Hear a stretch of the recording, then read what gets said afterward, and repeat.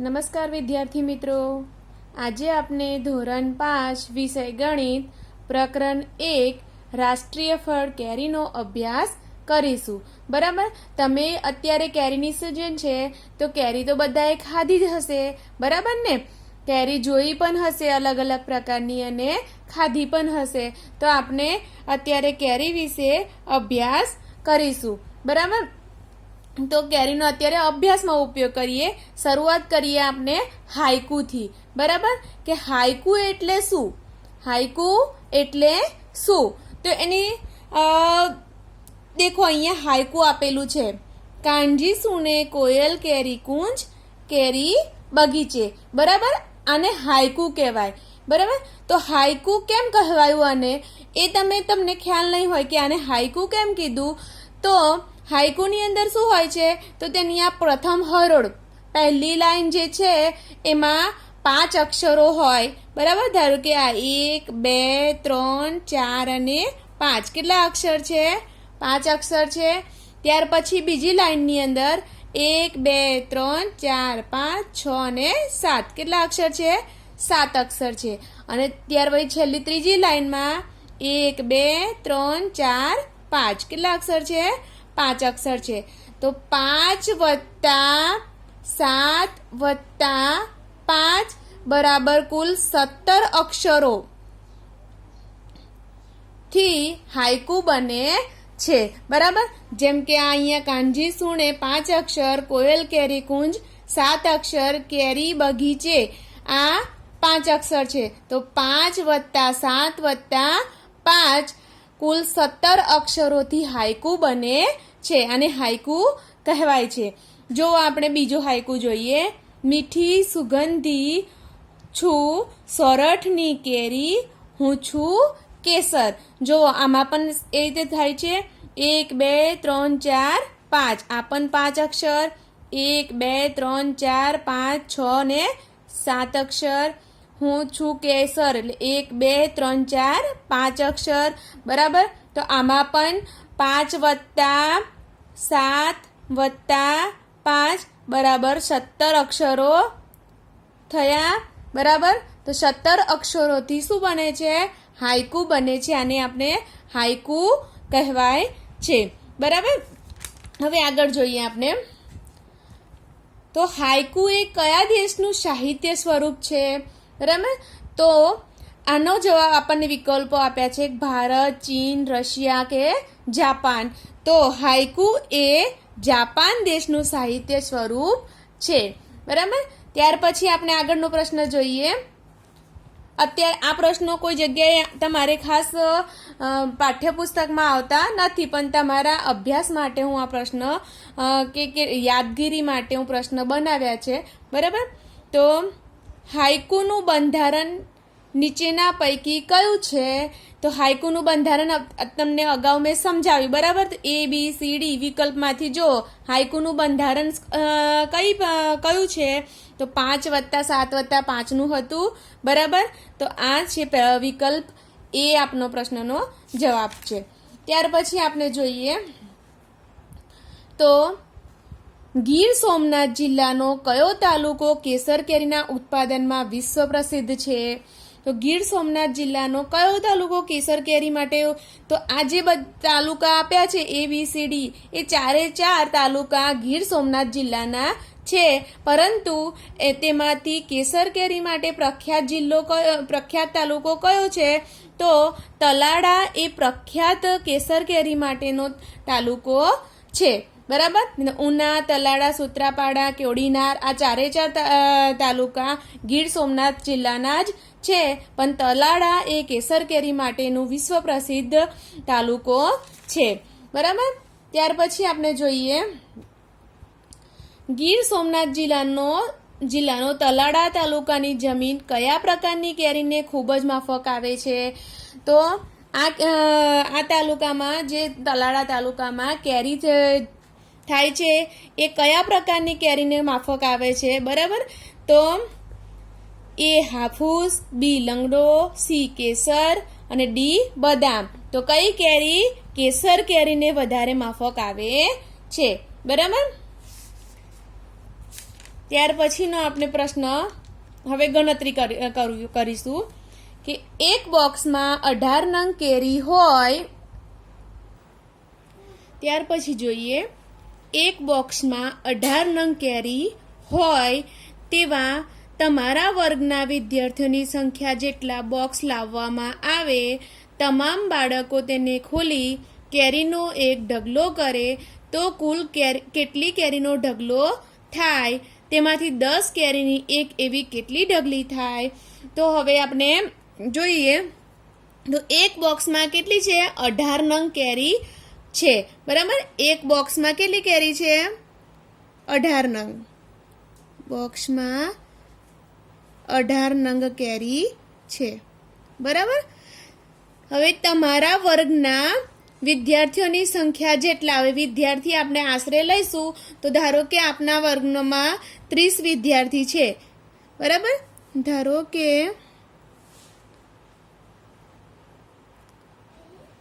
વર્ગમાં 30 વિદ્યાર્થી છે. બરાબર, તો જો એક બોક્સમાં 18 નંગ કેરી હોય. હવે તમારા વર્ગના વિદ્યાર્થીઓની સંખ્યા જેટલા બોક્સ લાવવામાં આવે તો જેટલા વિદ્યાર્થીઓ હોય એટલા બોક્સ લાવવા પડે. બરાબર, તો 30 વિદ્યાર્થી હોય તો 30 બોક્સ લાવવા પડશે. બરાબર, હવે એક બોક્સમાં કેટલી કેરી હતી? 18 નંગ કેરી હતી. તો 30 બોક્સમાં કુલ કેટલી કેરી થાય? તો આ બંનેનો ગુણાકાર કરવો પડે. બરાબર, કાં તો આપણે પદ મુકતા જેમ શીખવાડ્યું છે એમ કે એક બોક્સમાં 18 નંગ કેરી તો 30 બોક્સમાં કેટલી કેરી? તો શું કરશું? આ બંનેનો ગુણાકાર કરવો પડે. બરાબર, તો 30 ગુણ્યા 18, તમે 18 3 54 અને પાછળ એક 0 તો 540 કેરી થાય. બરાબર, હવે 30 વિદ્યાર્થીઓને આપણે એક બોક્સ આપ્યું કેરીનું, તો બધી થઈને કુલ કેટલી કેરી થઈ? 540 કેરી થઈ. બરાબર, હવે આપણે તેમાંથી 10 કેરીની એક એવી કેટલી ઢગલી થાય? હવે બધા વિદ્યાર્થીએ કેરીનું બધી ખોલી અને એક ઢગલો કર્યો. બરાબર, તો ઢગલાની અંદર કેટલી કેરી થઈ? 540 કેરી થઈ. બરાબર, હવે તેમાંથી શું કહે છે કે 10 કેરીની એક એવી કેટલી ઢગલી થાય? તો ફરીથી આપણે પદ મૂકીએ કે 10 કેરીની એક ઢગલી તો 540 કેરીની કેટલી ઢગલી? બરાબર, આમાં પણ જગ્યા થોડી હતી એટલે મેં લખ્યું નથી, અહીંયા લખી દેવાનું કે એક બોક્સમાં 18 કેરી તો 30 બોક્સમાં કેટલી કેરી? બરાબર, તો અહીંયા 10 કેરીની એક ઢગલી તો 540 કેરીની કેટલી ઢગલી? તો આ બંનેનો શું કરવાનો? ગુણાકાર કરવાનો. તો 540 ગુણ્યા 1/10 આ સંખ્યા જશે ભાગાકારમાં. બરાબર, તો 0 0 ઉડી જાય. બરાબર, તો આ એક તો ગણાશે જ નહીં કારણ કે 54 એકા 54. બરાબર, તો 54 કેરીની ઢગલી થાય. ખ્યાલ આવ્યો દાખલામાં? ફરીથી એકવાર સમજી લો કે આપણને શું પૂછ્યું હતું કે એક બોક્સમાં 18 નંગ કેરી છે. બરાબર, તો આપણા ક્લાસની વર્ગની અંદર જેટલા બાળકો હોય બરાબર એટલી બોક્સ લાવવામાં આવે છે. એટલે ધારો કે વર્ગમાં 30 વિદ્યાર્થીઓ છે તો એટલા બોક્સ લાવવાના થશે. બરાબર, તો એક બોક્સમાં કેટલી કેરી હતી? 18 કેરી હતી. તો 30 બોક્સમાં કેટલી કેરી થાય? તો 30 ગુણ્યા 18 540 કેરી થાય. આ બાળકોએ આ કેરી ક્લાસની અંદર ઢગલો કરી દીધી તો આટલી કેરી હતી. બરાબર, હવે 10 કેરીની એક ઢગલી કરવાની છે. એવી કેટલી ઢગલી થાય? તો 10 કેરીની એક ઢગલી 540 કેરીની કેટલી ઢગલી? તો આ બંને સંખ્યાનો ગુણાકાર છેદમાં 10, છેદ ઉડાડો તો 54 કેરીની ઢગલી થાય. 54 ઢગલી થાય, એમ કેરીની નહીં 54 ઢગલી થાય. બરાબર, ત્યાર પછી જોઈએ આપણે એક જ આંબામાંથી સિઝન દરમિયાન જો 12 કિલોગ્રામ વજનના 18 બોક્સ ભરાય તેટલી કેરી ખેડૂત ઉતારે છે તો આંબાવાડીમાંથી આ સિઝનમાં ખેડૂતે કેટલા કિલોગ્રામ અને કેટલા બોક્સ કેરી ઉતારી હશે તેનો અંદાજ લગાવો. હવે અહીંયા શું કહે છે કે એક જ આંબામાંથી સિઝન દરમિયાન જો 12 કિલોગ્રામ વજનના 18 બોક્સ ભરાય તેટલી કેરી ખેડૂત ઉતારે છે. એટલે આ એક આંબો છે, બરાબર. આ આંબામાંથી કેટલી કેરી મળે છે આપણને? તો 12 કિલોગ્રામ વજનનું એવા 18 બોક્સ, બરાબર. 12 કિલોગ્રામ વજનના 18 બોક્સ એટલે એક બોક્સની અંદર કેટલી કેરી સમાય છે? એક બોક્સમાં 12 કિલો વજનની ભરાય છે, બરાબર. તો એક બોક્સમાં 12 કિલોગ્રામ કેરી સમાય છે. તો આપણી જોડે કેટલા બોક્સ એવા એક આંબામાંથી કેટલી 18 બોક્સ ભરાય તેટલી ખેડૂત ઉતારે છે. તો 18 બોક્સમાં કેટલી કેરી હશે? કેટલા કિલોગ્રામ કેરી હશે? બરાબર. તો આ બંનેનો શું કરવાનો? આપણે ગુણાકાર કરીશું, બરાબર. તો 18 ગુણ્યા 12 છેદમાં 1, બરાબર. એ 1 ના લખીએ તો પણ ચાલે, 1 હોય તો નહીં લખવાનું, બીજી કોઈ સંખ્યા હોય તો લખવી પડે, બરાબર. તો ચલો આ બંનેનો આપણે ગુણાકાર કરીશું. તો 18 ગુણ્યા 12, બે સંખ્યા છે તો એક સંખ્યાનું 0, 8 એકા 8, 1 એકા 1, 8 દુ 16, 6 વધી 1, 2 એકા 2 ને 1, 3, 6, 0 વત્તા 6, 6, 8 ને 9, 10, 11, 1 વધી 1, 1 ને 1, 2. તો 216 કિલોગ્રામ કેરી થાય, બરાબર. કેટલી? તો એક આંબામાં, આ એક આંબામાં કેટલી થઈ? 216 કિલોગ્રામ કેરી થાય. હવે શું કે છે?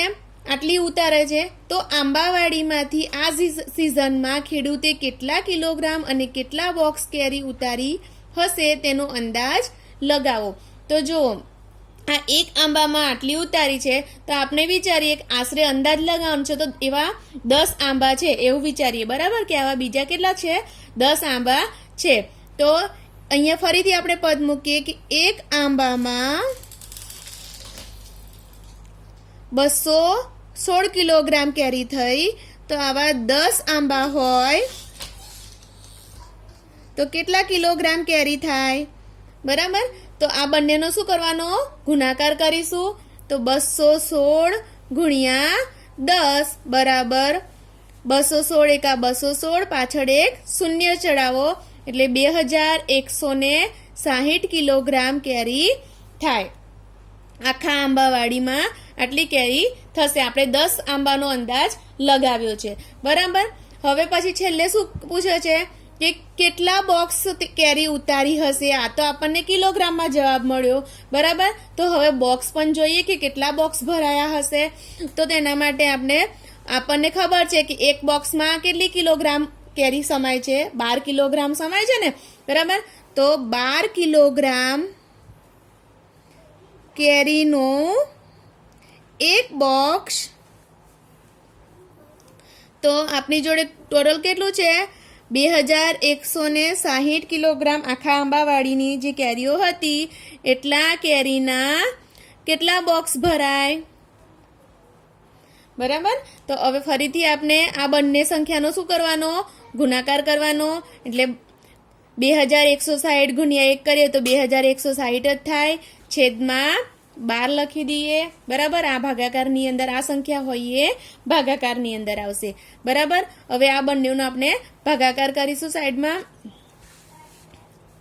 2160 ભાગ્યા 12, તો 12 એકા 12, 12 દુ 24 વધી જશે એટલે 12 એકા 12.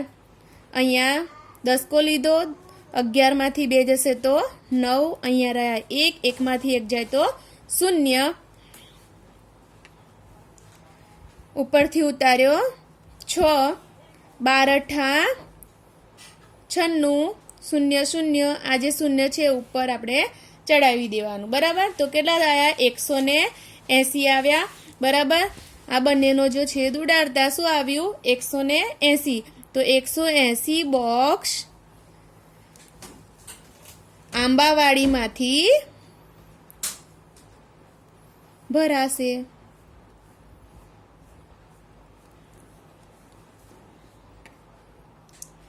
તો બાળકો તમને આ દાખલામાં સમજણ પડી હશે, કારણ કે આ દાખલો લાંબો છે, પણ શું છે તમારે વિચારવાનું છે અને ગણતરી કરતા કરતા જવાનું છે, બરાબર. જે પ્રશ્ન પૂછ્યો હોય એ વારાફરતી એને સોલ્યુશન કરવાનું. તમે જો એક સાથે એને વાંચશો એક સાથે તો તમને ખબર પડશે નહીં. તો વારાફરતી એક એક લાઈન વાંચવાની અને એક એક લાઈનનું સોલ્યુશન કરતા જવાનું. તો આ રીતે આપણે દાખલાનો જવાબ મળી જશે. આગળ જોઈએ આપણે.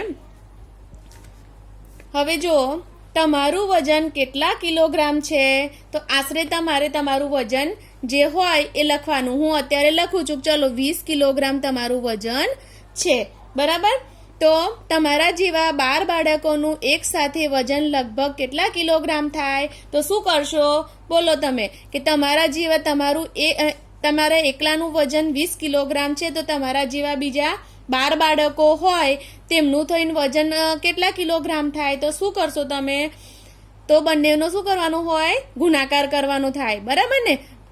કારણ કે તમારું એક બાળકનું વજન 20 કિલોગ્રામ, તો 12 બાળકોનું વજન કેટલા કિલોગ્રામ, તો શું કરશો તમે, બંનેનો ગુણાકાર કરશો, બરાબર. તો 12 ગુણ્યા 20 કરવાના, તો 12 દુ 24, પાછળ 1 0, 240 કિલોગ્રામ વજન થાય.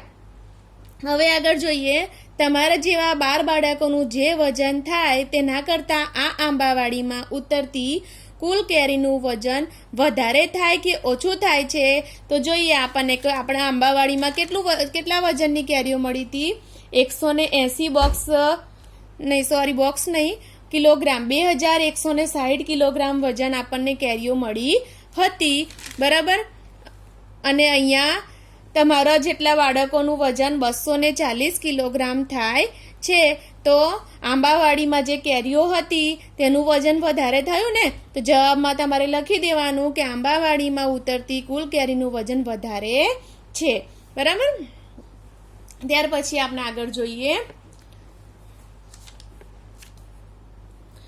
જો આપણા ઘરે અઠવાડિયે સરેરાશ 5 કિલોગ્રામ કેરી ખવાતી હોય અને જો કેરીનો ભાવ ₹75 પ્રતિ કિલોગ્રામ હોય, તો એક માસમાં કેટલા કિલોગ્રામ કેરી જોઈએ, કેટલા રૂપિયા ખર્ચ થાય, તો જો આપણે ફરીથી લાઈન જોઈએ. જો આપણા ઘરે અઠવાડિયે સરેરાશ 5 કિલોગ્રામ કેરી ખવાતી હોય, અઠવાડિયામાં કેટલી કેરી ખવાય છે, 5 કિલોગ્રામ કેરી ખવાય છે, અને કેરીનો ભાવ શું છે, ₹75 પ્રતિ કિલોગ્રામ. પ્રતિ કિલોગ્રામ એટલે 1 કિલોના ₹75 છે, બરાબર. તો આપણે માસમાં, આખા માસમાં, તો પહેલા તો અઠવાડિયામાં કેટલી કેરી ખવાય છે એ શોધી નાખીએ, બરાબર. તો અઠવાડિયામાં આપણે 5 કિલોગ્રામ કેરી ખવાય છે, તો એના કેટલા રૂપિયા થયા હશે જોઈએ. તો પહેલા તો અઠવાડિયાની કેરી, અઠવાડિયાના કેટલા દિવસો હોય, 7 દિવસ હોય, બરાબર. હવે આપણે અઠવાડિયા દરમિયાન કેટલા કિલોગ્રામ કેરી ખવાય છે, 5 કિલોગ્રામ કેરી ખવાય છે, બરાબર.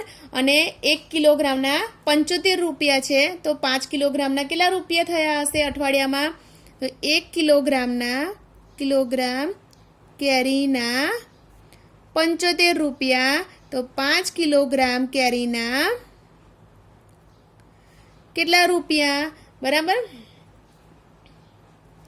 તો આ બંને સંખ્યાનો શું કરશો, ગુણાકાર કરવાનો. 5 ગુણ્યા 75 ભાગ્યા 1 આપણે નથી લખતા, બરાબર, ના લખો તો પણ ચાલશે.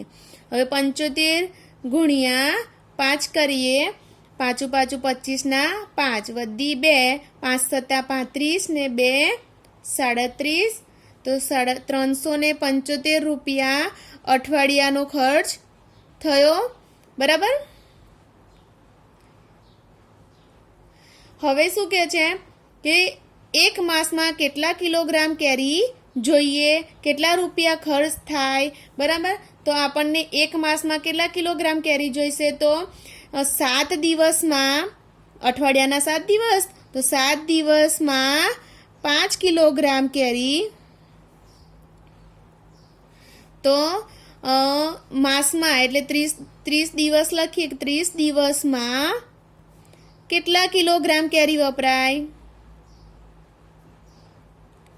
બરાબર. તો 30 ગુણ્યા 5 કરીશું, 30 ગુણ્યા 5 છેદમાં 7. અહીંયા જે સંખ્યા હોય એ ભાગાકારમાં આવશે. બરાબર. તો ચલો જોઈએ આપણે આ બંને સંખ્યાનો ગુણાકાર કરીએ. 5 3 15 1 0 છેદમાં 7. 150 ભાગ્યા 7 કરીએ. 150 ભાગ્યા 7. 7 દુ 14. 1 વધ્યો 0. 7 એકા 7. 3 વધ્યા પોઈન્ટ કરી 0. 7 4 28. બરાબર. હવે પોઈન્ટમાં જવાબ આવશે એટલે 21 કિલોગ્રામ અને 400 ગ્રામની સમથિંગ આપણને એક માસમાં જોઈશે. બરાબર. 21.4 કિલોગ્રામ કેરી માસ દરમિયાન જોઈએ. બરાબર. હવે કેટલો ખર્ચ થયો એક માસમાં? બરાબર. તો આપણે આ પણ શોધ્યું છે તો આના જોડે તમે ગુણાકાર કરી દો તો પણ ચાલશે. ના સોરી, આમાં ના કરશો, અલગથી જ કરી દો. કેમ?